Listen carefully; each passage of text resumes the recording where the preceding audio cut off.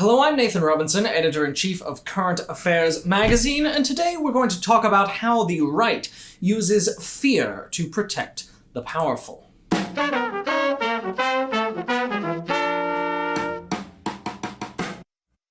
The illiberal, authoritarian left, Antifa, violent, Black Lives Matter protesters, critical race theory, social justice warriors, cancel culture, radical trans activists, open borders advocates, cultural Marxists. The right warns that the country faces a number of terrifying threats, and unless we act quickly, we will lose Western civilization as we know it. You can see this rhetoric on Fox News and YouTube. Right-wing politicians and commentators stress that a dangerous left is producing violence in the streets and trying to indoctrinate children. A very small proportion of extremely radical people have managed to grip the steering mechanisms of our large-scale social structures. It's like, if they're teaching our children to hate us, hate this country, hate faith, we are doomed.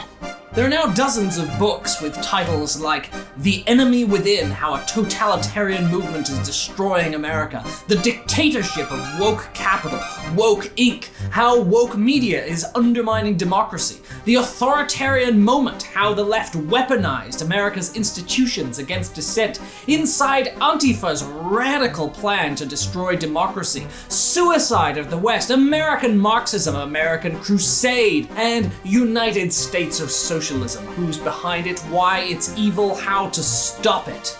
Each argues that the country faces a threat from the political left, one that is correctly called totalitarian, authoritarian, or dictatorial. Now, evaluating whether this threat is real depends on looking at the evidence presented, but I want to argue that most of the time, those pushing these scary visions are relying on techniques of storytelling rather than fact. In reality, the left is far more reasonable at than it's portrayed as. And these commentators, the story they tell, are a kind of delusion, a dangerous delusion, because it erodes the humanity of the people being talked about, and it avoids a serious engagement with ideas that challenge simplistic nationalist myths. The American right has long been dependent for its success on continuing to find new kinds of exaggerated threats and convincing members of the public to panic about them. Sometimes its targets are, in fact, worthy of serious criticism, but conservative narratives treat even tiny tendencies as threats to our entire civilization. Falwell's National Liberty magazine calls the purple Teletubby named Tinky Winky a gay role model, damaging to the moral lives of children. In doing so, they distract us from things that matter far more, in ways that end up benefiting the rich and powerful. They prevent us from having serious and intelligent conversations about politics, and at worst, they suck ordinary people into a make-believe world of terrifying phantoms. I will not wait on events while dangers gather. I will not stand by as peril draws closer and closer. The United States of America will not permit the world's most dangerous regimes to threaten us with the world's most destructive weapons.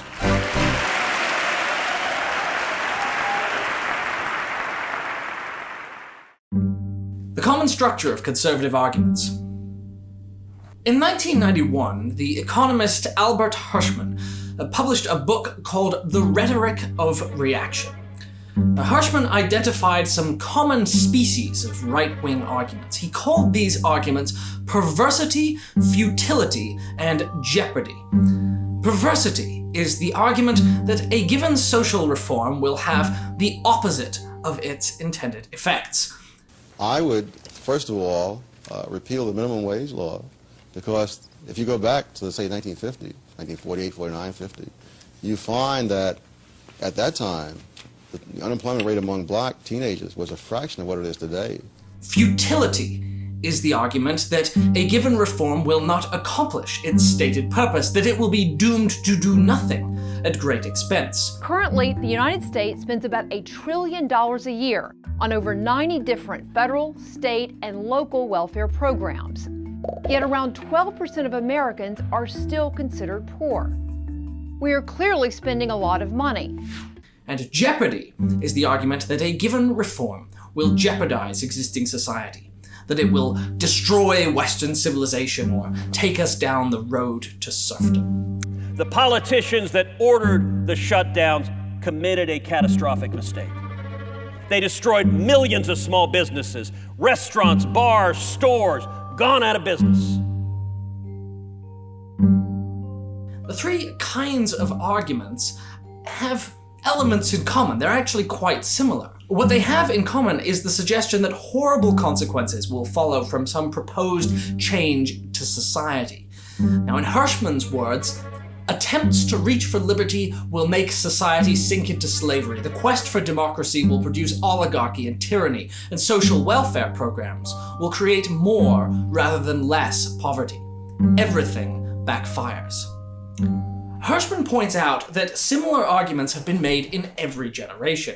Some idea is proposed that challenges the existing social order, and reactionaries insist that it will be the death of civilization as we know it, that it will at best do nothing, or at worst have the opposite of its intended effects. And arguments of this kind were even made against those who advocated universal suffrage and unemployment insurance.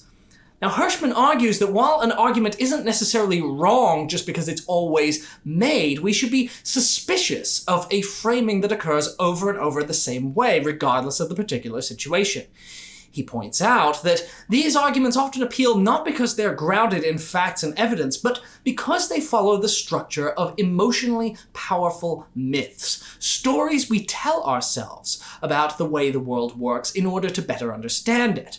For example, Hirschman compares the right-wing perversity story with the story of hubris and nemesis in Greek mythology, nemesis being the goddess who exacts retribution on those who display too much hubris. You were confident you could change the world, but your confidence will be punished. Hirschman also cites the moment in Victor Hugo's Notre Dame de Paris in which Archdeacon Frollo points at the printing press and the cathedral and declares, "This will kill that." The cathedrals are the handwriting of the past. The press is of our time. And I won't do anything to stop it, Frollo. Sir, we must break the press and hang the printer, for between them they will destroy our old and holy order. No, I'm not such a fool. I, for my part, will protect France from these printed books as I will protect it from witches, sorcerers, and gypsies. Something that looks like progress will in fact destroy all our most valuable traditions. It's a fear that greets every change, regardless of whether it's true. And when you actually examine the evidence, it turns out that many common right-wing stories don't add up. In 1944, celebrated free market economist Friedrich von Hayek wrote a book called The Road to Serfdom. It's still a classic among conservatives. We're just talking about the road to serfdom. He has a whole chapter called Why the Worst Get on Top. Why systems like these that promise to plan everything down to the last detail for you attract demagogues and worse. Why? Well, for one thing, they're based on making promises that can't in the long run be fulfilled. You mean like they think healthcare will actually save us money? Right, exactly. In it, Hayek warned that the tendency toward government planning in Great Britain would lead to the kind of totalitarianism seen in Nazi Germany. Now, the very next year, British voters threw out Winston Churchill's Conservative government and elected Clement Attlee's Labour Party, who did precisely the opposite of what Hayek wanted. This is Movie Tone. Lionel Gamlin reporting.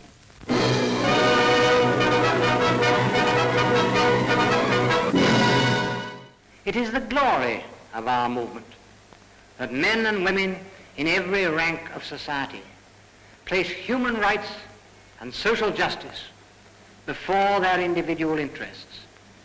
Labour's appeal is not to the lower, but to the highest instincts of the human race.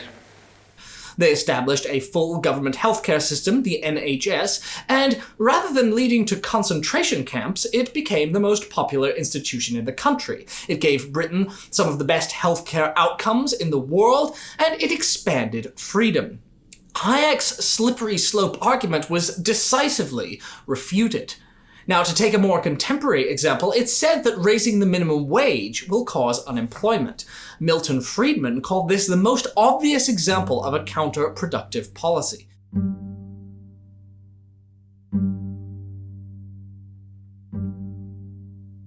The fact is that the programs that are labeled as being for the poor, for the needy, almost always have effects exactly the opposite of those which their well-intentioned sponsors intend them to have. But over the last decades, economists who have actually studied the issue empirically have found that this tends not to be true, and that minimum wage increases can lift millions of people out of poverty.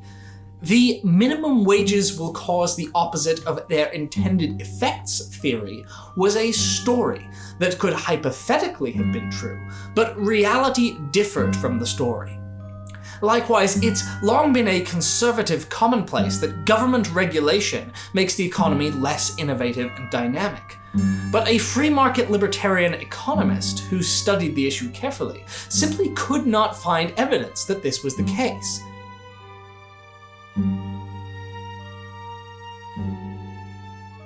These empirical conclusions are hard for some on the right to accept, and Hirschman's work suggests that one reason it's hard for them to accept is because the conclusions contradict the powerful myths that are actually at the root of conservative politics, like a belief in divine providence, in a natural order where those who have the hubris to try and tamper with God's intended state of affairs will find themselves punished.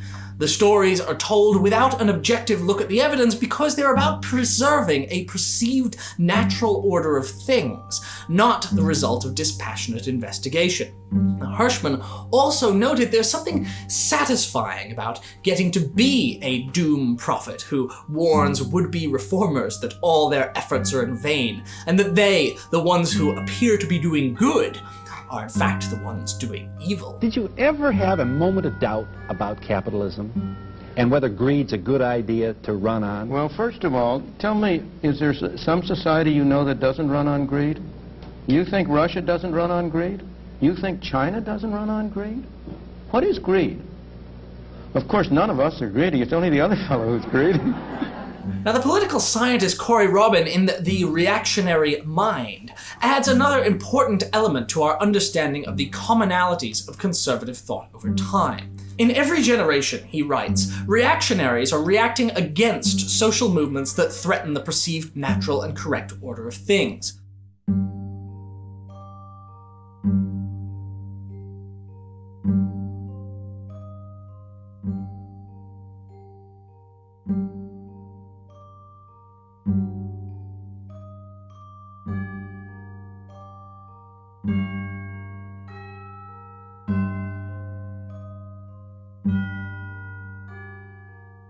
Whether the French Revolution, the anti-slavery movement, the labor movement, the civil rights movement, the LGBT rights movement, in every case, people who are in subordinate or stigmatized groups rise up and demand some alternate set of social arrangements. And in each case, reactionaries present them as a threat to God and America and all that is decent and holy. What it is a reaction to movements that claim and are understood by the right to be movements of emancipation, movements that are trying to break the bonds, the fetters that have bound people. If these groups win their struggle, a new threat to civilization is quickly found, and the arguments about how terrible and destructive and job-destroying and counterproductive the reforms will be are repeated once again. In the end, a man claiming to be a woman is making an unsustainable claim. He can't even know what it is like to be a woman because he is not one. Transgender activists demand that you abandon reason, biology, privacy, even the ability to raise your kids in concert with reality in favor of a delusional quasi-religious worldview in which gender and sex are completely segregated and a boy can be a girl and a girl a boy.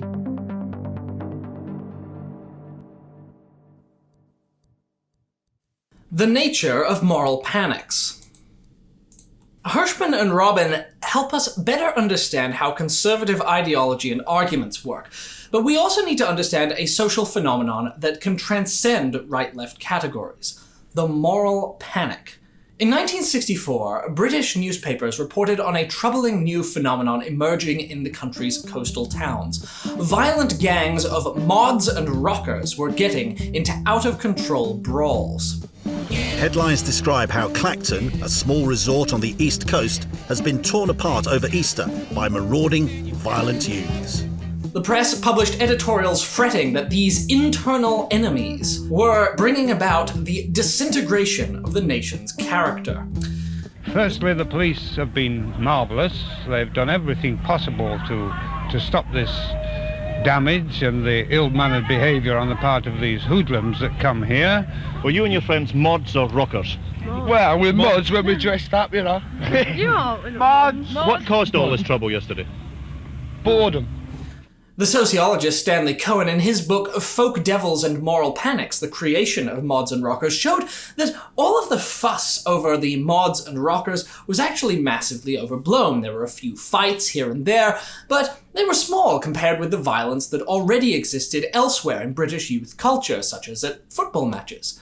The mods and rockers were elevated into a menacing national phenomenon in part because they were vivid characters and the story of marauding rock and rollers helped to sell newspapers. Very much exaggerated by the media at the time. They needed stories and they got them. I was here in '65 and the media came up to us and told us there was a punch-up going on down the road, that we'd be interested in taking part. We were not interested in taking part because we were here for the girls, not for getting our heads kicked in. I was always playing three roles. I would sometimes walk around during the day dressed in jeans and trying to listen and overhear conversations and talk to kids at youth clubs and talk to kids in the street. And then I would change out of my gear and put on a suit and tie and go and interview a magistrate and hear a completely different version. And then I'd go home or I'd go to stay up in a club all night and come up the next morning and buy the Mirror or the Express and see another reality. But to see those three different realities, the world that it looked like for the kids, the world that it looked like for middle-class magistrates sitting miles away who's never been to the beach, and the world that it was like for a Daily Express reporter were different worlds.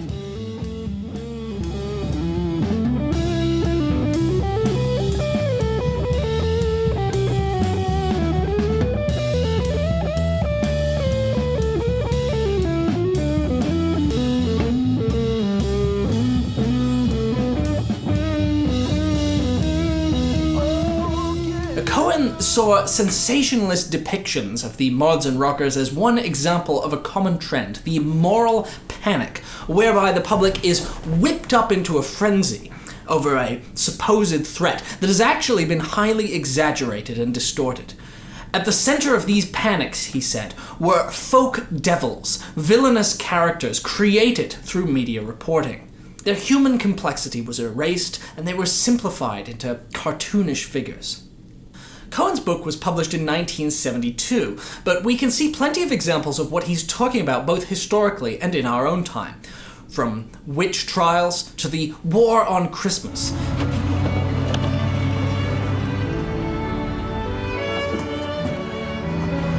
Many of those I wish Merry Christmas are probably relieved to hear someone who feels free to utter the C word. People are periodically induced through manipulative anecdotes into being extremely alarmed by trends that are exaggerated or even completely fictitious. Many of these look absurd in retrospect. Rock and roll music has caused moral uproar. And I believe with all of my heart that it is a contributing factor to our juvenile delinquency of today. I 100% believe it. Why I believe that is because I know how it feels when you sing it. I know what it does to you. And I know the evil feeling that you feel when you sing it. I know the lost position that you get into in the beat.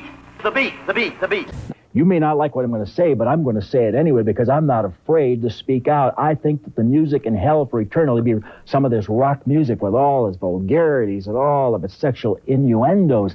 And here they were stripping themselves, the fella running around in a little G-string.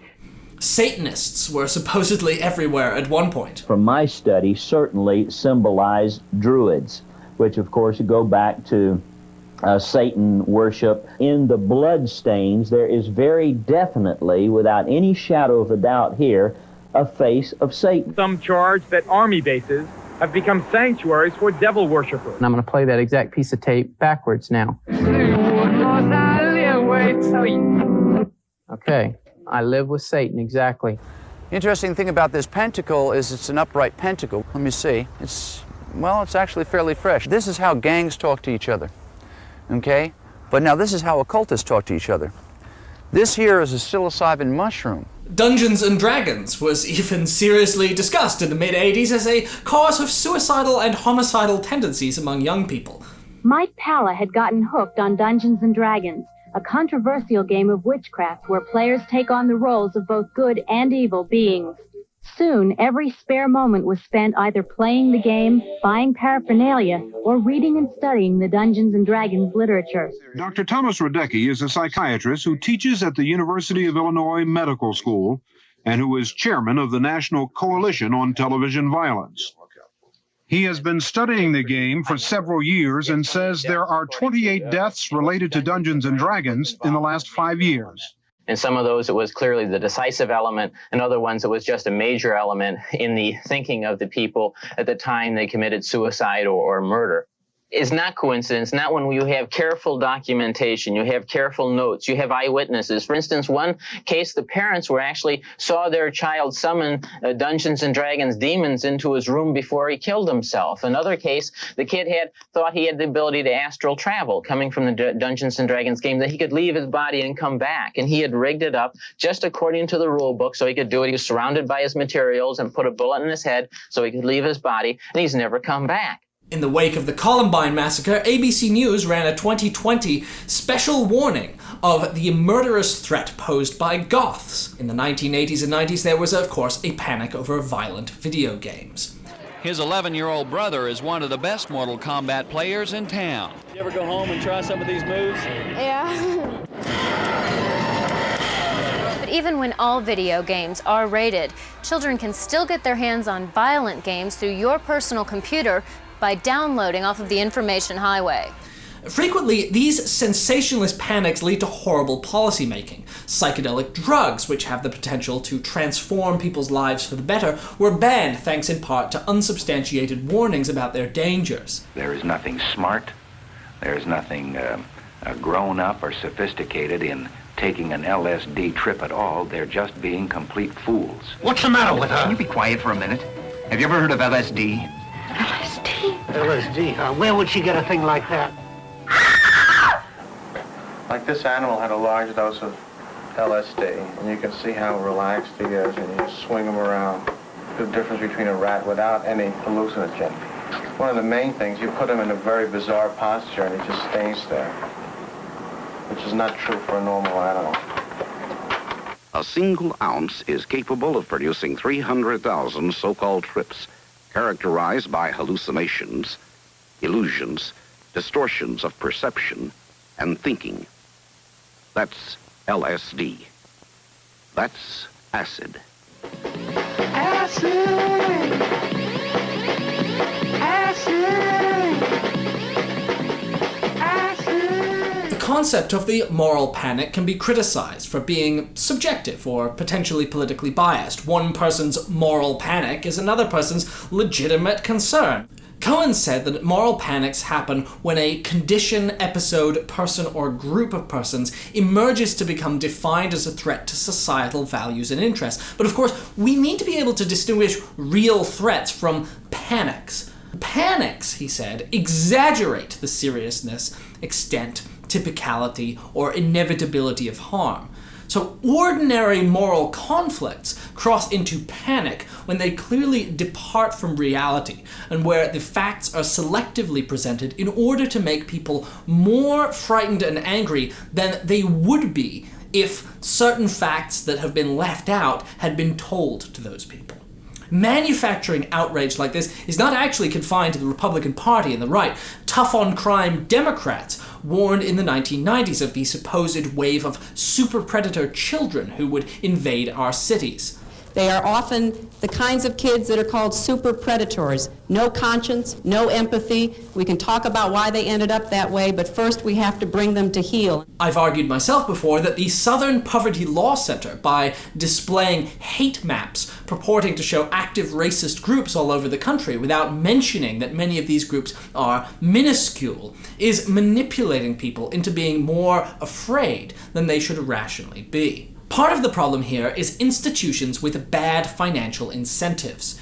You don't need to take a media studies course to grasp that sensationalist news reporting can be driven by the profit motive. Disaster, chaos, misery, crime, and drama keep us glued to the screen, while low-key reporting on school board budget negotiations does not. Things are okay at the British seaside, except for a minor tussle between some teenagers wearing slightly different outfits would have sold far fewer newspapers than gangs of crazed mods and rockers invade and destroy a quiet seaside town, which is why small, unrepresentative, but provocative incidents get blown out of proportion. It's the responsibility of a rational person to ask questions like, how representative is this? Am I seeing a few anecdotes, or am I seeing actual data? Am I letting my emotions get inflamed by something I don't really know much about? Am I losing sight of the humanity of our latest folk devil? What are you trying to do with this show? I'm trying to attract the largest audience I can and hold it for as long as I can, so that I can charge advertisers confiscatory advertising rates. This is a business. You're in it for the money? Sure. Fear and the American right. I'll take this case to the Supreme Court. The state is the Supreme Court. Our decision is as follows. No more private property. No more you. We must fight to regain our freedom, or everything is lost. Everything. Everything is fine. Everything is fine. Everything is fine. Everything is fine. This was not invented by a Russian. The man's name was Bell, Alexander Graham Bell.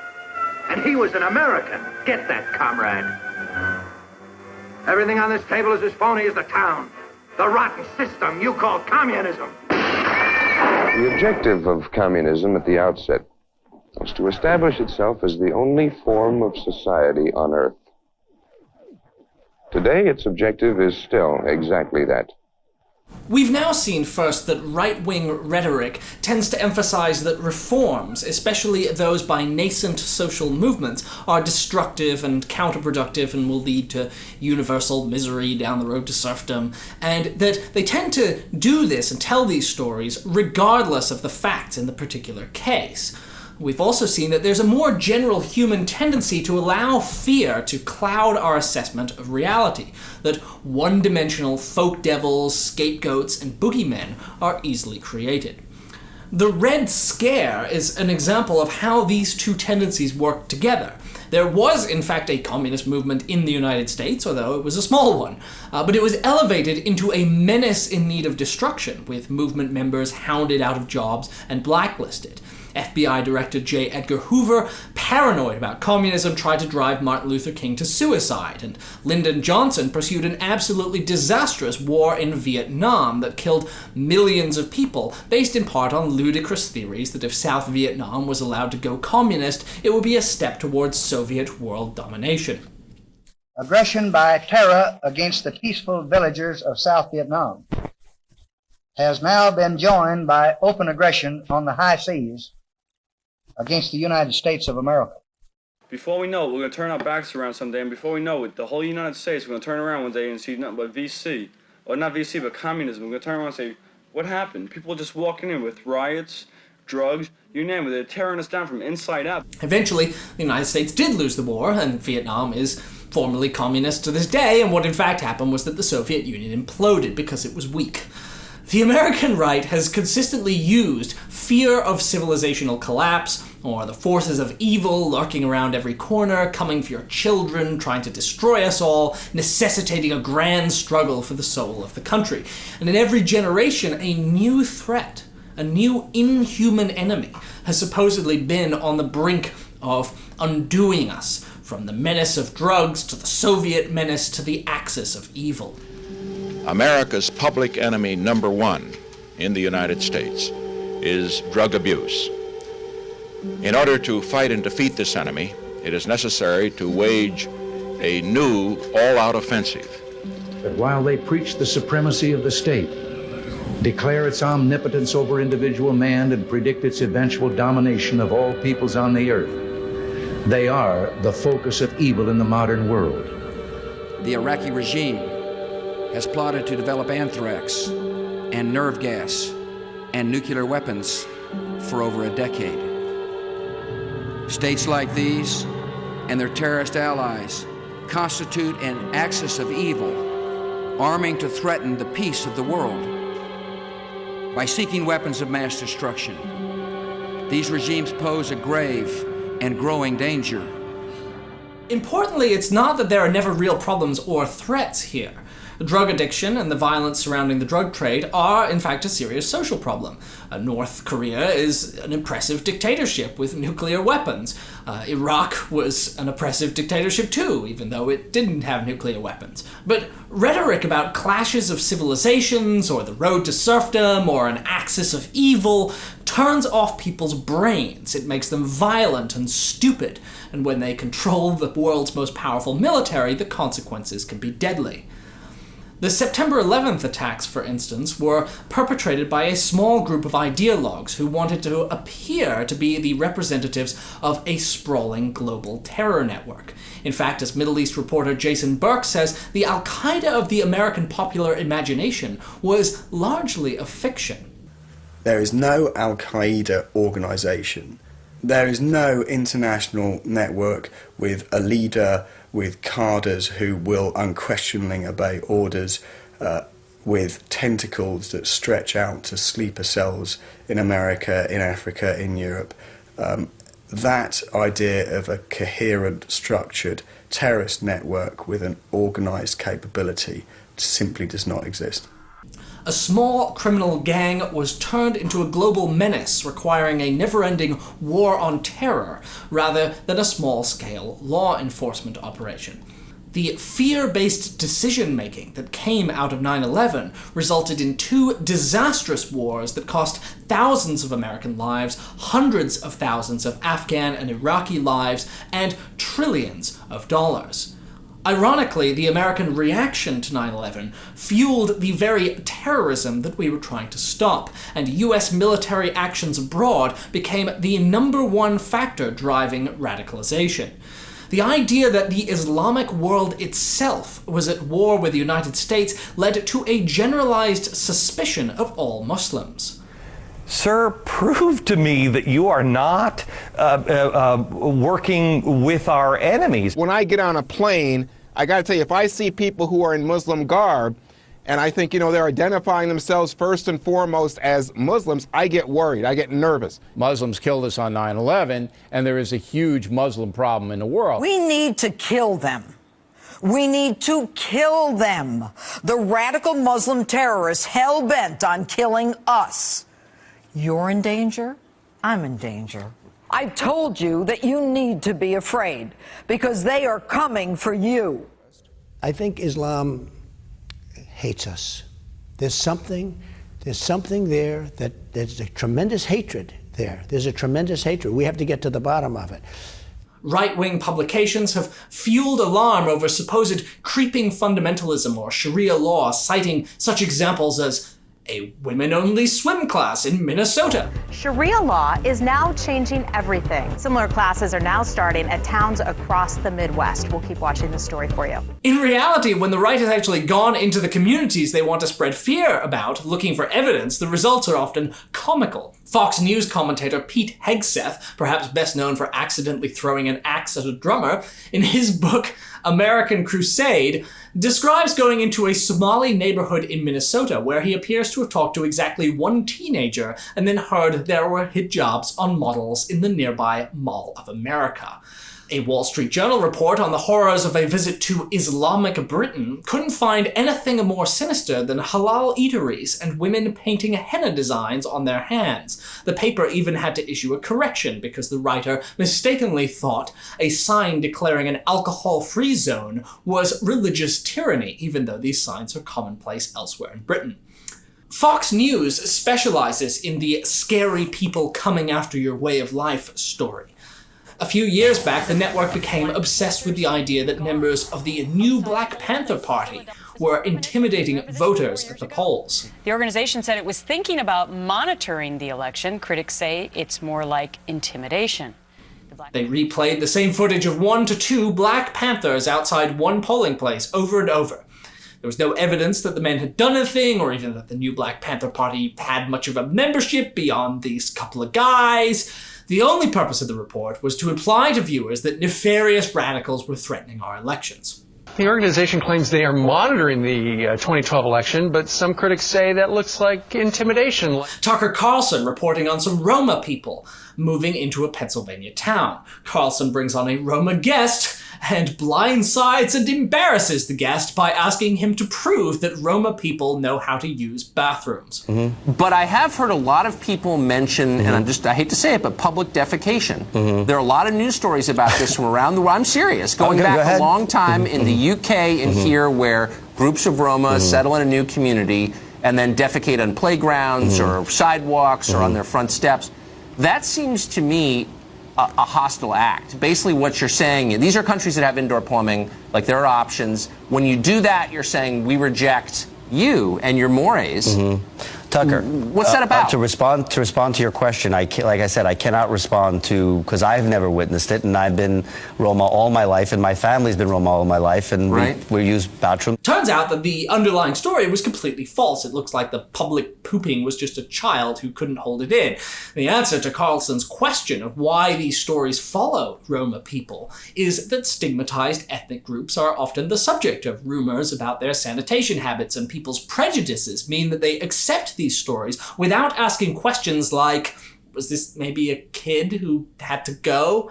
Because there's a pre-existing assumption of cultural difference, with Roma people having been seen for many years as a mysterious other. Rumors spread more easily than they would about, say, a new group of immigrants from Toronto. In each of these instances, a thing that really happened in the world, a couple of guys hanging around a polling place in leather jackets or a group of Roma people moving into a town, is being elevated into a story about dangerous electoral intimidation and a giant culture clash between new immigrants and existing residents. Fox is inviting its viewers to inhabit a world of paranoia and delusion. A good way to understand what is going on is to think of Don Quixote, who fancied himself a great knight fighting giants. The giants were, of course, windmills, but one important thing to note is that Quixote wasn't completely delusional. He was attacking something that wasn't real, but he built that enemy out of something that was real. Remember this because it's often the case in conservative fear-mongering that there is something in the real world. Sometimes the thing is even objectionable. The mods and rockers did have an ugly fight. Sometimes leftists do say and do things that are quite ridiculous. If you pick the worst postmodern philosophers, or the dumbest thing Antifa has done, or the most heavy-handed actions taken in the name of social justice, and you see those as representative of a general trend, you can construct an image of a country gone out of control. But the real people that these stories are based on bear as much resemblance to the right-wing propaganda as the windmills to Quixote's giants.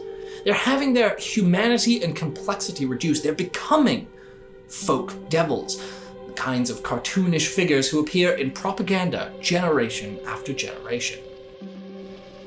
It's important to look carefully at history to see how the same techniques are deployed over and over again against different enemies. What is said about Catholics is then said about Jews and about Muslims, against empathy, towards suspicion. But as the old leftist cartoons tended to point out, these attempts to create alarm keep people from asking important questions like who actually holds the wealth and decision-making power in the country. There's a video on YouTube from 1965 showing former Republican Secretary of Agriculture Ezra Taft Benson giving a speech called America on the Path to Destruction. Benson delivers a warning that the country is in terrible peril. We have moved a long way and are now moving further and more rapidly down the soul-destroying road of socialism. It is a fight against the greatest evil in this world, a ruthless, powerful, godless conspiracy. What's interesting to me is that the person who has uploaded the video calls it prophetic, says it's as if Benson saw the future, since he's talking about the destruction of the Constitution, the complacency of the American people, and the demise of America. And Benson does indeed sound as if he could be talking today. But I would interpret the reason for that somewhat differently to the person who posted the video. I would argue that what we see here is not Benson being uniquely prophetic, but right-wing rhetoric being the same, generation after generation, regardless of the facts and issues, regardless of whether it's about the civil rights movement of yesterday or the anti-racist movement of today. We're always on the road to serfdom, always under threat, with new demons supposedly threatening our whole way of life. I'm sorry to interrupt myself, but I need to take a moment to ask you to consider subscribing to the print edition of Current Affairs magazine. If you enjoy this video, you'll love our print edition. It's full of games, puzzles, comics, miscellaneous, and sophisticated analysis on issues of worldly importance. You might also like the Current Affairs podcast, which features interviews with notable people who are experts on all manner of things and are also delightful conversationalists. Go to currentaffairs.org/magazine to find out more about the magazine. Go to currentaffairs.org/subscribe to subscribe to the magazine. Go to patreon.com/currentaffairs for the Current Affairs podcast. And if you'd like to support our work, which you should because we are not for profit, please consider going to currentaffairs.org/donate so that we can use your money to make more wonderful things, more wonderful magazines, more wonderful podcasts, and more wonderful videos. Speaking of which, back to the video. Part 4. Critical race theory, the woke religion, social justice, Antifa, cultural Marxism, the aggressive left, etc., etc., etc.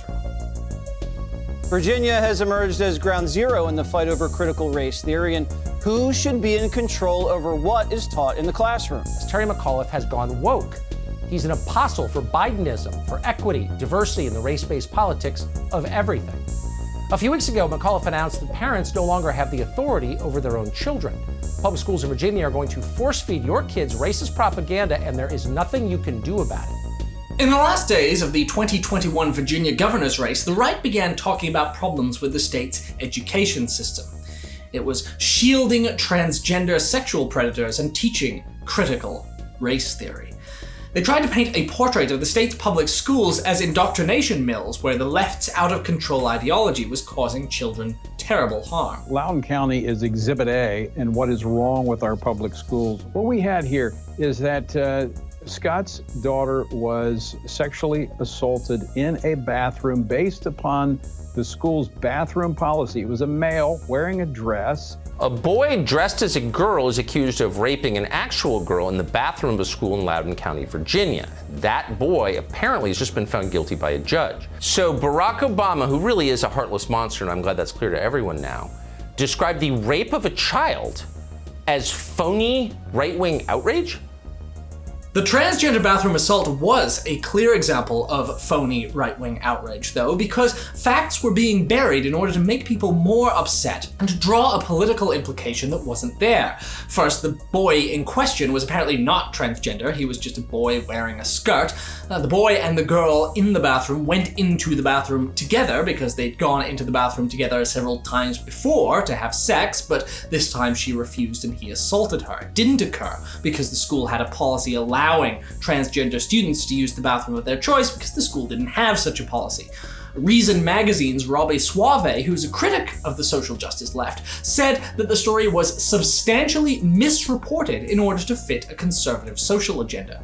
Ben Shapiro's Daily Wire twisted the facts of a horrible sexual assault in order to demonize trans people. The idea that allowing trans people to use the bathroom of their choice will lead to assault is commonly heard on the right, but there happens to be no evidence for it. People like Tony Perkins say that it's intuitively obvious it will happen, but in fact it isn't intuitively obvious when you actually think about it. Bathrooms, generally speaking, don't have bouncers outside checking your gender, so it's not going to make a difference whether there's a formal policy allowing people inside who are trans or not. People who want to walk into a bathroom and commit assault can just walk in, and the Virginia case, in fact, shows that. The school didn't have a policy allowing boys into the bathroom if they wear skirts. The boy and the girl just went in where he committed assault. Happened without a trans-inclusive policy because, skirt or no skirt, a door is a door, and a person intent on committing assault can walk through that door. We see here the elements of moral panic. A folk devil, the transgender sexual predator, is created. The facts are distorted to make people afraid. Unrepresentative incidents are blown up into nationwide terrifying trends. The voices of actual trans people disappear from the conversation. They're turned into a cartoonish menace. We also see those classic tropes of right-wing rhetoric. A movement for equality by an excluded group will lead to disaster, violence, the undoing of the social fabric, the poisoning of children. It's always the same, and it's almost always a ghost story. Now, this is not to say that there will not someday, in some bathroom somewhere, be a transgender person who commits a sex crime. But it's to say that those who already view a certain group as deviant are on the lookout for incidents that they can use to confirm their prejudice. Okay, let's talk about critical race theory. Republicans all over the country have been scrambling to ban the teaching of critical race theory at school.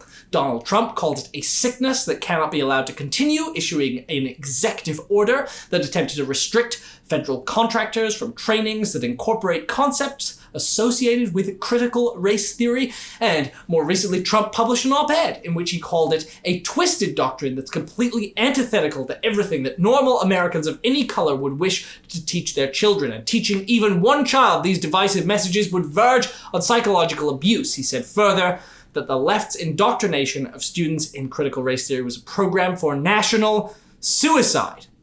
In Virginia, conservatives made the state's supposed teaching of critical race theory an issue of parental rights. Christopher Rufo, the conservative activist who originated the anti-critical race theory campaign, celebrated the Republican victory in Virginia as a triumph.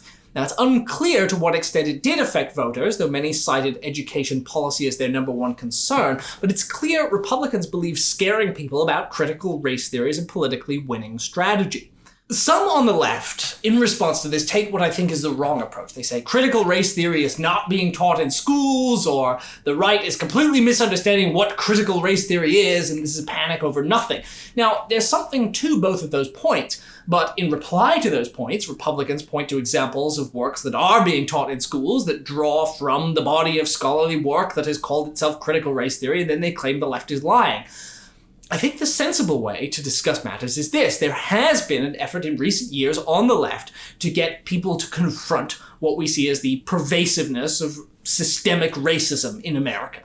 The body of work called critical race theory that emerged in law schools during the 80s and 90s was an attempt to show that even once the laws of the country were ostensibly race neutral, they could still facilitate racial inequality. Now, the classic example of this, which critical race theory scholar Derek Bell put forward, was the Supreme Court's decision in Brown versus Board of Education.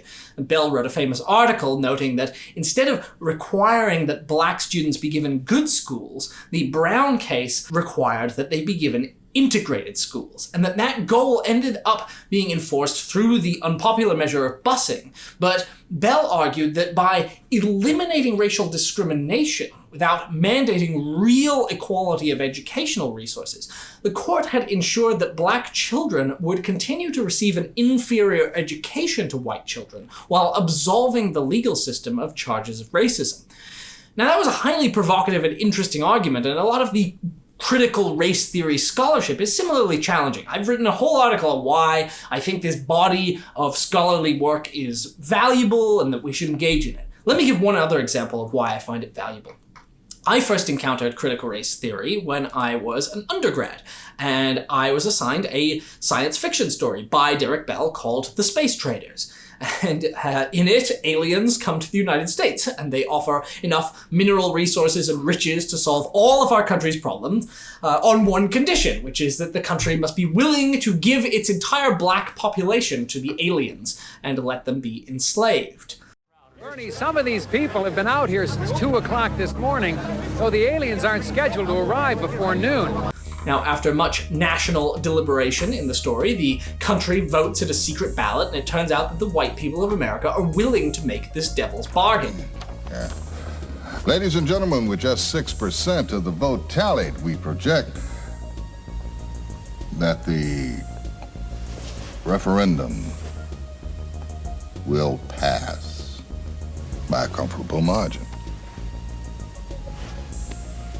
Collection centers will be set up tomorrow morning by the National Guard.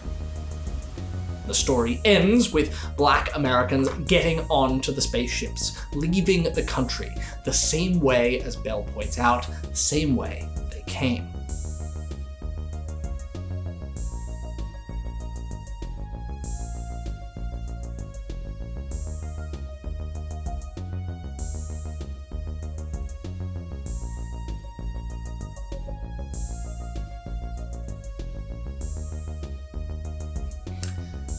I hated this story when I first read it. I thought I didn't understand why we were reading science fiction. I thought it was too cynical about Americans and about racism, and the whole idea that we would re-enslave black people if we could, if it would pay enough money. I just thought we'd never agree to such a thing. As a white person, I was very...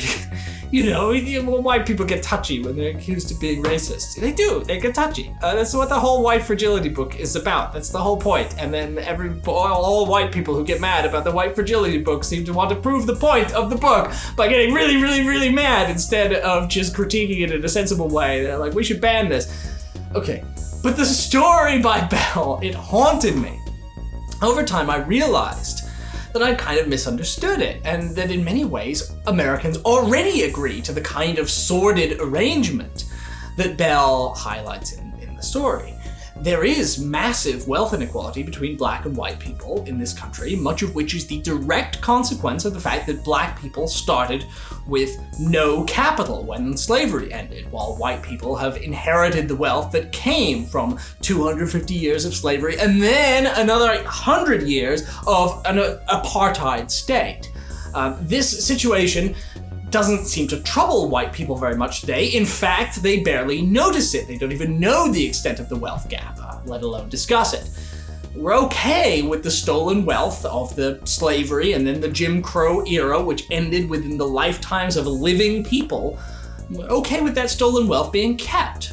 That's the kind of corrupt moral bargain that seemed so outlandish in Bell's story, but I realized over time that it wasn't science fiction. It was historical fact. It was a description of contemporary reality, just seen a little differently than I had seen it before. So critical race theory, to the extent that that is the right term to describe a body of anti-racist literature that highlights the way that racism continues to this day, is a body of intellectual work that forces us to ask hard questions about the country. I happen to think that a lot of this stuff, even the stuff that's criticized, like Ibram X. Kendi's Stamped from the Beginning, A History of Racist Ideas, which is a work of serious historical scholarship. You can disagree with it, but it's worth teaching, it's worth discussing. And I think it's a good thing that there's more attention being paid to race, because Americans have long been uncomfortable discussing it, even though it's glaringly obvious that racial differences in housing quality, wealth, education, health, and experiences with the police are something to do with the fact that for hundreds of years we lived in an apartheid state. Of course, there are silly excesses among the anti-racist left, and the right loves to point to the most extreme examples, like punctuality being called a white quality, or something trivial being labeled a microaggression, or corporations performing their wokeness to a ludicrous degree. But at the bottom of the new anti-racism, even in such controversial works as the 1619 Project, How to Be an Anti-Racist, and White Fragility, is a set of serious challenges to the story the country tells itself. And those challenges shouldn't be just written off as ludicrous.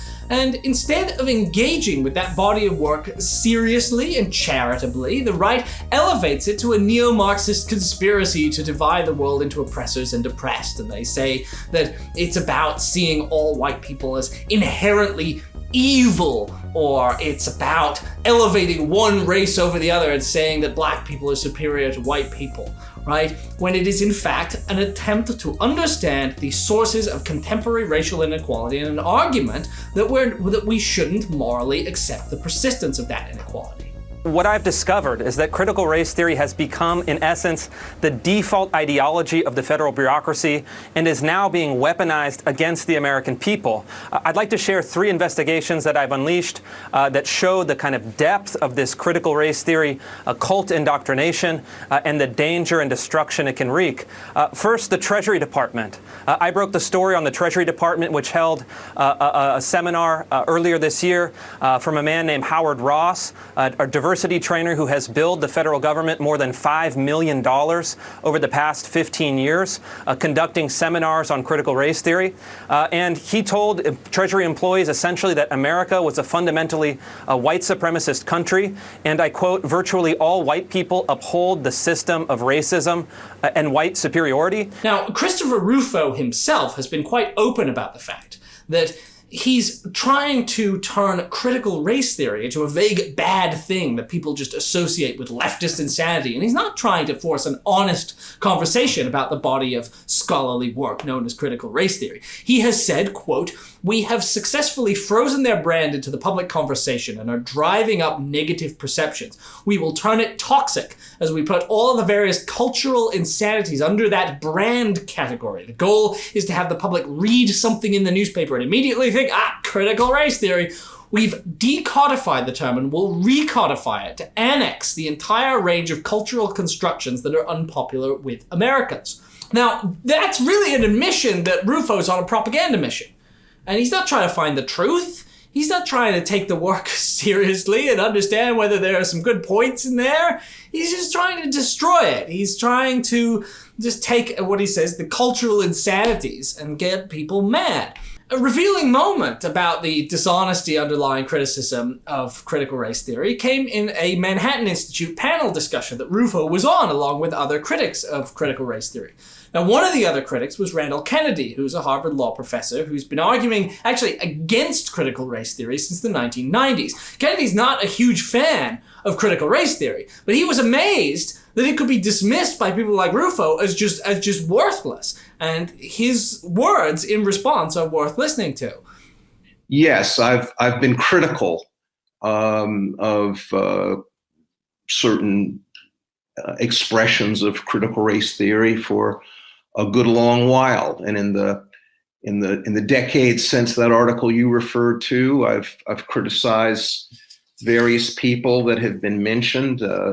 Professor Kendi, Mr. Coates, my colleague, longtime colleague Derek Bell, criticize them all. Let me go on to say, however, and here I guess I'm in considerable disagreement with yourself and Professor McWhorter. You all spoke for, a good 45 minutes as if the people who call themselves critical race theorists, don't have anything to contribute.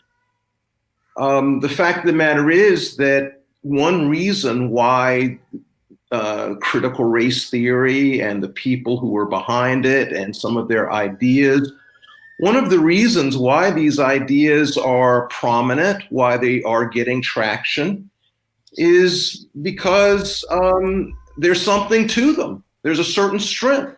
See, Kennedy understands that you can seriously criticize critical race theory without talking as if it has no value or isn't a serious body of scholarship, or it's just a childish view that the world is divided into oppressors and oppressed without any evidence. He engages with critical race theory on an intellectual level. The American right, on the other hand, are simply trying to turn it into a boogeyman. The situation, of course, is complicated by the fact that on one level, critical race theory, anti-racism, whatever you want to call it, these things often are a threat to what the right sees as America as we know it. And that's because things like the 1619 Project are challenging the founding myths of the country, because they see it as a place still marked by terrible injustice.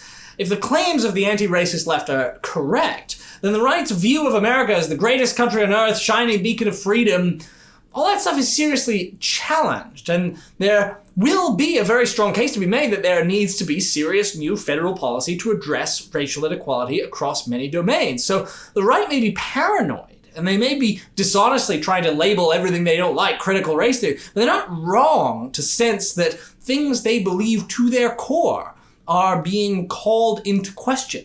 So they perceive a threat for, in some ways, good reason, given their worldviews, which I would pose are delusional.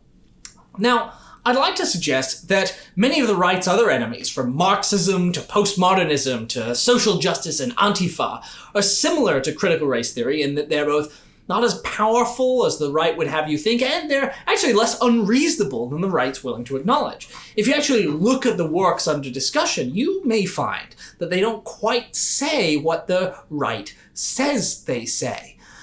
Ibram X. Kendi, who is loathed by the conservative right, for example, when he's allowed to speak for himself, he doesn't say white people are all consumed by hateful racism. He says their racial biases tend to be unconscious and they happen without deliberate intent, and that he even says that people of color can be racist without realizing it. Do you believe that white Americans are inherently racist? Oh, I do not. And indeed, in How to Be an Anti-Racist, I make the case that we shouldn't believe that anyone is inherently racist, or that we should identify anyone as a racist. And I make the case that racist isn't a fixed category. It's a descriptive term that describes what a person is being in any given moment based on what they're doing or saying. And so if a person is saying Black people are lazy, they're being racist. But in the very next moment, they're advocating a policy that creates justice and equity for all. They're being anti-racist. Or take Nicole Hannah-Jones. She's the New York Times reporter whose 1619 Project has become infamous on the right. Now, she made some overstatements and errors, but she's seen by them as an unpatriotic America hater. But if they actually read her work carefully, it becomes clear that she's actually trying to create an American story that encourages Black Americans to feel proud of the United States by emphasizing that they have just as much of a claim to have founded and built the country as their slave-owning founding fathers. She begins the 1619 Project with a story of her father planting the American flag in his yard and keeping it there, and her journey to understanding why he was an American patriot despite being a Black man who was part of a group that had been historically oppressed. The 1619 Project is, in fact, in part, a call for a new kind of patriotism, and it's condemned by those who've not bothered to seriously think about what Hannah-Jones is trying to do with it. Black Americans have been one of the greatest gifts to this country because it has been through our constant resistance that we actually have as much of a democracy as we can have. So I opened with the story of my dad and this flag that he flew in our front yard, and how as a teenager I was deeply embarrassed by this outward show of patriotism from my father. I understood that Black Americans were still second-class citizens. This was a man who was born on a cotton plantation in apartheid Mississippi, one of the smartest men that I knew, but who never had any real opportunities in this country. And yet here he was exhibiting patriotism. He was a veteran. And, you know, we all hear these statistics about Black Americans, overrepresentation in crime and overrepresentation in out of wedlock birth and all these statistics, but we never hear that Black Americans are also overrepresented in those who serve this country and who join the military. And that we actually join the military at the highest rates of all racial groups that has long been the case. And that we fought in every war that this country has ever fought. So my opening essay, really wants, from the moment you first start reading it, to get this sense of surprise about the way that we've been taught to think about this history in Black Americans, and really that I make the argument that our founders did not believe the words, those majestic words of the Declaration of Independence when they wrote them. Of course, some of the most famous words in the English language. We hold these truths to be self-evident, that all men are created equal, endowed by the Creator with inalienable rights, and of these are life, liberty, and the pursuit of happiness. When those words were written, 1/5 of the population of the 13 colonies lived in absolute bondage and chattel slavery. Thomas Jefferson owned human beings, about 130 human beings when he wrote those words, and in fact, had brought his own enslaved brother-in-law to Philadelphia with him to keep him comfortable as he wrote those words.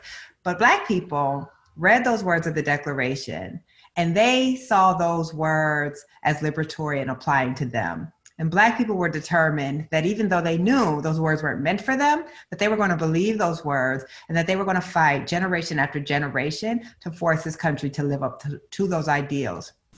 I could go through all kinds of other lefty social justice concepts and books and show why even when they're open to criticism, they're often less unreasonable than the right wants to make them seem. Karl Marx, for instance, was a serious economist, a fact acknowledged even by the free market capitalist Joseph Schumpeter, who believed Marx to have been among the deepest social and economic thinkers of all time. Now, even the Soviet Union was a more complex place than the right would like you to believe. They, after all, beat us to space. Instead of going through and showing the nuance in everything, let me just offer a couple of common tendencies to be on the lookout for. Number one, crucial facts are always going to be left out of the story. Every time there's a story about cancel culture or the woke, illiberal, authoritarian, Maoist left, read the details of the news story closely to make sure they haven't selectively left out details in order to make the left appear crazier than it is. For instance, when I read the first chapter of John McWhorter's Woke Racism, How a New Religion Has Betrayed Black America, I was struck by a story he tells in the first chapter about a university administrator fired for sending an email saying that everyone's life matters. What kind of people, McWhorter asks, would demand that someone be fired over something so trivial? Well, I looked up the incident, and in fact, the person who was fired says she was actually fired because her boss had a pre-existing grudge against her and used the email as a pretext. Now, you can say she was still fired over the email, but McWhorter left out a critical detail because he's trying to show that people on the left believe people ought to be fired over this. It turns out no one really did think she ought to be fired over it. There was no mob calling for her head. The student who complained about the email even said she didn't think the woman should have been fired. The facts of the story were manipulated to make the left appear crazier. Now, Michael Hobbs, in an excellent article on moral panic journalism about the social justice movement, shows many of these articles are similarly based on fraud. For instance, a commonly cited instance of cancel culture at its worst is the example of the editor of the New York Review of Books, who was fired after publishing an article by a radio host who was accused of serial sexual assault. Now, the fact the editor-in-chief was fired for publishing the article could be seen as an example of the authoritarian, speech-suppressing tendencies of Me Too, which doesn't value alternate perspectives. But the essay itself was full of self-serving factual distortions. It was demonstrably beneath the standards of journalistic integrity a magazine should want to hold itself to. The editor was fired because of the quality of his work. The same is true of a controversy surrounding the Third World Quarterly's publication of an essay called In Defense of Colonialism. the conservative author of the essay, insisted that backlash to it was cancel culture. But as I and others showed, the real problem with it was that it defended colonialism by ignoring colonialist atrocities. That is, it was a poor work of scholarship, the intellectual equivalent of Holocaust denial. Now, it's crucial to discuss the fact that there were factual omissions that were made deliberately in order to push a particular ideological perspective, and that those factual omissions undermined the work as a piece of scholarship. So the criticism of the publication of the article is a scholarly criticism of the journal's integrity, not mere cancel culture because the author had an opinion they didn't like. Number 2, anecdotes become the data. The stories about the illiberal authoritarian left are generally built on anecdotes. The time white supremacist Charles Murray encountered an angry protest when he tried to speak at Middlebury College, for instance. Now, I oppose efforts to stop people from speaking, even when they're racist pseudoscientists, but it's notable that Charles Murray successfully spoke at Harvard and Yale the same year. In fact, when you actually look at the number of instances in which speakers are blocked from campus, they're quite small in number. Those trying to paint the left as Stalinists don't look at the cases in which right-wing speakers showed up and nobody protested, but only the ones where something happened, which is why you see this footage of Charles Murray at Middlebury over and over. In these stories about the illiberal authoritarian left, small instances are used to create supposed national trends. You may remember the students at Oberlin College who were supposedly upset that their dining hall food was culturally appropriative. The instance was used by The Atlantic to draw conclusions about an entire generation of young people, but it essentially wasn't true. The story came about because some international students were asked by a student journalist what they thought of the dining hall food. Well, they said they hated it. It was culturally inauthentic, an insult to the countries they had come from to study at Oberlin. The remarks were pretty mild, but they were used to draw huge conclusions about an entire generation. Now, there are some people who are excessively critical of what's seen as unfair borrowing of other people's cultures. Sure, there are. But the idea that there's some widespread prohibition on cultural borrowing ignores the fact that there are people who engage in it all the time and receive almost no backlash. The most extreme examples of people taking offense are used to prove that that is the level of offense that is typically taken. Number 3, ridiculous hyperbole. Under Mao, millions of people died. Right. I mean, there's no comparison between Mao and a trans activist, is there? Why not? Because trans activists aren't killing millions of people? The philosophy that's guiding their utterances is the same philosophy. That's Jordan Peterson comparing transgender activists to Maoists because the philosophy is the same. But the Chinese Cultural Revolution was a bloodbath in which people were murdered by the score in the most brutal ways, and as the interviewer points out, there's a huge difference between trans activists and mass murderers. But Peterson just says, the philosophy's the same. These kinds of ludicrous exaggerations are common in descriptions of the left, which include comparisons to Stalin, Robespierre, and Mao. The comparison is dangerous. It's frightening the degree to which conservatives believe their ludicrous hyperbole, and you hear it over and over and over, these comparisons to mass murderers, even when the crucial difference is that there isn't actually any mass murder. There's no gulags, there's no guillotines, these are all metaphorical. You hear the left called digital Robespierres. Well, the difference between a digital Robespierre and actual Robespierre is the difference between getting your head cut off and having a bunch of angry tweets in your replies. In fact, a common tendency is to analogize to a historic atrocity without noting that the things that make that historic atrocity so horrible aren't present in the thing that it's analogous to. So, for example, it's like when conservatives suggest that taxation is slavery without noting all of the ways in which being a slave feels different in its experience than being a rich person who is subject to taxation. Number 4, no charity. Why do you think Bernie Sanders wants free college for all students? Because these are indoctrination mills. If it could happen to Dr. Seuss, it might happen to you. And this America that's awakening is realizing that we could lose this country very quickly if we don't stop these progressive ideology, these progressive policies. I see a lot of accusations made against the left. Sometimes they're fair, usually they're exaggerated. I don't think eBay should have stopped selling the Dr. Seuss books with the racist bits in, but I also think it's ridiculous to say Bernie Sanders wants free college to indoctrinate people. And sometimes I see people, even those who once seemed sympathetic to the left, arguing that the left has abandoned its commitment to moral universalism or lapsed into identity politics. Some parts undoubtedly have, but we shouldn't speak of the left in broad strokes this way. For me, when I think of the left, I think of the inspiring speeches Bernie Sanders gave to tens of thousands of people in 2020 about unifying people of all identities, about fighting for someone you don't know, even if they have very different kinds of problems than you. My question now to you is, are you willing to fight for that person who you don't even know as much as you're willing to fight for yourself? Those interested in making statements about the left should not just look at whatever dumb controversy has erupted on a college campus lately, but at the great work of leftist political candidates and organizers all around the country. They should show a little charity and understand that many of us are trying to do our best to improve the lives of the least well-off, even when we sound a little ridiculous. The consequences. Protecting the powerful. Over-the-top attacks on leftist authoritarianism sometimes identify actual bad tendencies on the left, but often the distortions are attempts to wave away criticisms that could indict the powerful.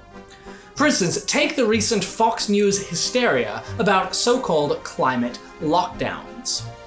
Climate change activists who ignored or dismissed the human suffering caused by these draconian COVID rules were positively giddy. The story being told is that a leftist concern about climate change is a way to seize power in order to imprison people in their homes because the left likes exerting authority for its own sake. That's a paranoid delusion, of course. This is all made up. But it's also the case that getting Fox News viewers to think that climate policy is a power grab by Stalinists has the function of protecting fossil fuel interests. The wealthy in the United States are disproportionately responsible for causing the climate crisis. And under any fair agreement to deal with it globally, they may have to pay for the damage they've done. Sowing the belief that dealing with climate change is nothing more than an attempt to empower the state helps make sure that those who have reaped the benefits of uncontrolled emissions will never pay the costs. A lot of the right-wing narratives about an authoritarian left end up giving people a skewed perspective of who holds power in this country. They end up convincing people that the right does not control much, even though it controls many state and local governments, holds almost complete veto power over legislation in Congress, has a Senate that is rigged structurally to keep it in power, and dominates the American court system. Plus, a right-wing media is hugely powerful. So these dismissals of the supposed authoritarian left keep us from examining the sources and scope of right-wing power. The reality is that conservatives' actual substantive positions, like tax cuts for the rich, gutting labor protections, and accelerating climate change, are deeply unpopular. Progressive policies like universal healthcare, free college, and higher minimum wages are popular. So the ceaseless creation of new enemies to distract us from having a serious discussion of the issues is necessary if Republicans are going to have a chance of remaining in power. Terrifying people. Many in conservative media are excellent storytellers. Glenn Beck is a great admirer of Orson Welles, and it comes through in his dramatic performances. But often, right-wing media is a lot like Welles' infamous War of the Worlds broadcast, scaring the crap out of people by telling them falsehoods. The results can be depressing. There are a number of reports of people talking about how beloved family members, after watching Fox News for too long, became scared, bigoted, and unpleasant, losing touch with the world around them. Go too far down the rabbit hole, and you can become like the Parkland shooting survivor's parent who got so into QAnon that he thought his own child was part of a conspiracy and that the shooting didn't happen. When people's information channels are spinning stories of the world in which their own children could become part of a plot, those people can become as mad as Don Quixote. This is one reason why what Fox News and Alex Jones do is not just socially harmful, but downright evil. When Tucker Carlson makes people fear their immigrant neighbors using lies, or when Tucker Carlson lies and suggests that climate scientists don't think the wildfires in California are caused by climate change in part, he makes it less likely that people will support policies designed to alleviate human suffering. And he also makes it more likely that they'll support brutal and dehumanizing policies directed against their neighbors and be less empathetic to their suffering. The consequences of detaching people from reality, such as by encouraging them to live in denial about climate change, could be dire. Distractions from what matters. The question is, and this is the question that we should be meditating on day in and day out, is how do we get out of this vortex, this cycle, before it's too late? How do we save this country before we become Rwanda? Life is finite. You can only meditate on so many questions at once. When you're fixated on one issue, you're necessarily not thinking about others. Around the United States today, workers are going on strike. Immigrants are detained and live under the threat of deportation. Climate change is threatening to create refugees around the world and wreak new kinds of destruction. A lot of work needs to be done to improve human lives. The United States has a healthcare system that drives people into bankruptcy, forces them to beg from strangers on GoFundMe to get basic care that people in other countries get guaranteed. Schools need to be repaired, public transit needs to be built, the proliferation of terrifying destructive weapons needs to be curbed, and the economy needs to transition away from fossil fuels.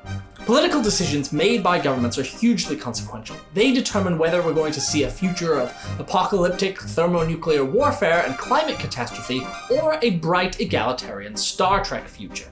A lot has changed in the past 300 years. People are no longer obsessed with the accumulation of things. We have eliminated hunger, want, the need for possessions. We've grown out of our infancy. Now, given the scale and scope of pressing human problems, it might seem as if it would be difficult to get people not to think about the things that matter. But our pictures of the world, our sense of priorities, our emotions like anger and fear and desire are not created by reason alone. Human beings, all of us, are vulnerable to being scared by ghost stories, to becoming alarmed by things that other people are alarmed about without rationally reflecting on whether their reactions really make sense. It matters what we're told, and if we aren't told about something, it can disappear entirely from view. Out of sight, out of mind. That's why it's important to ask the question, what are we paying attention to, and what are we ignoring? Is our sense of the range of important political issues slowly shrinking?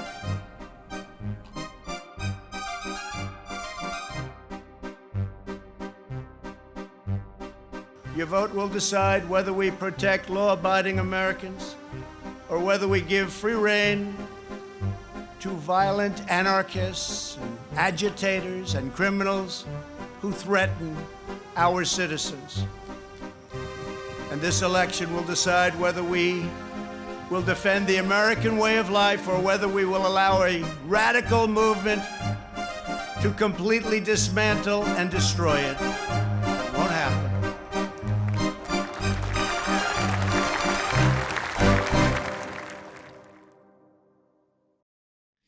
It may seem like there are many conservative arguments. In fact, most are variations on the same argument, an argument that has been made for hundreds of years against social movements ranging from abolitionism to women's suffrage to the labor movement to the anti-war movement to feminist and social justice and trans rights movements. There's a left bent on destroying the country. They are coming for your children. Freedom is on the line.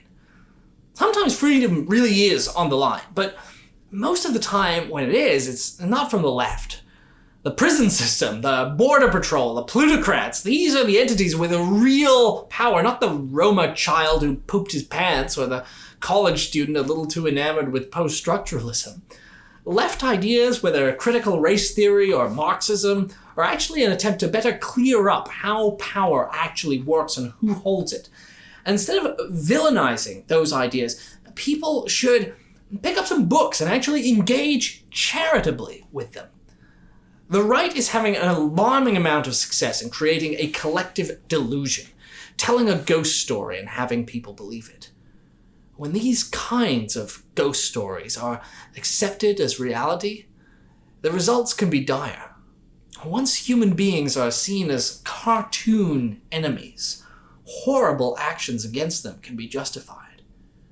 We have to expose the techniques through which reality is distorted and keep people anchored to the solid world of fact rather than the terrifying fictions that comprise the right-wing worldview.